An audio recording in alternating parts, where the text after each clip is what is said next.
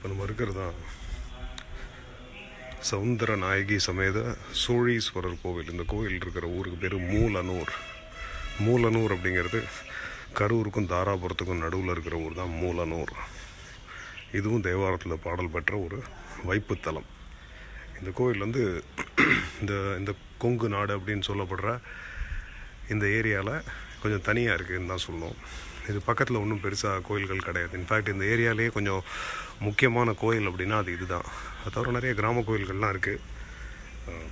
But Thevaram இந்த மாதிரி பாடல் இந்த மாதிரி பழமை வாய்ந்த கோயில் அப்படின்னு பார்க்கும்போது இந்த சோழீஸ்வரர் கோயில் வந்து தேவாரத்துலேயே இருக்கிற ஒரு மிக பழைய கோவில்.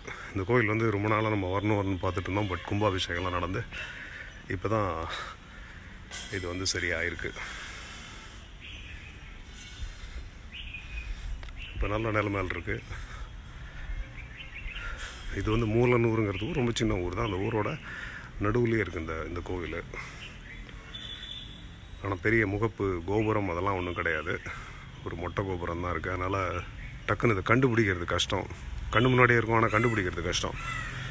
ஸோ பட் ஆனால் புது கோயில் சோழீஸ்வரர் கோயில்னால் இங்கே எல்லாருக்கும் தெரியும். ஆனால் அதை வச்சு கேட்டு வாங்க. இங்கேருந்து ஒரு 55 கிலோமீட்டரில் பழனி இருக்குது. தாராபுரத்தில் அகஸ்தியர் வழிபட்ட கோயில் இருக்குது. இன்னும் ரொம்ப அழகான கோயில்கள் 2 இருக்குது. அவ்வளோவா தெரியாத தூரம்பாடி அப்படின்னு ஒன்று, ஓலப்பாளையம்னு ஒன்று. அதெல்லாம் நம்ம பார்க்க போகிறோம். பார்க்கும்போது நீங்களும் வந்து அதை பாருங்கள் என் கூட. இப்போதைக்கு இதுதான் வெறும் சோழீஸ்வரர் கோவில் மூலனூர். இதான் அம்மன் சந்நிதி. இது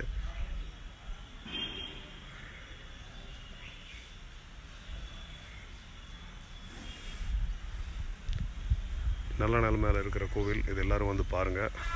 ஒன்ஸ் அகைன் இது ஒரு தேவார வைப்புத்தலம். இந்த சோழீஸ்வரர் கோயிலுங்கிறது ஒரு தேவாரத்திலே பாடல் பெற்ற ஒரு வைப்புத்தலம்.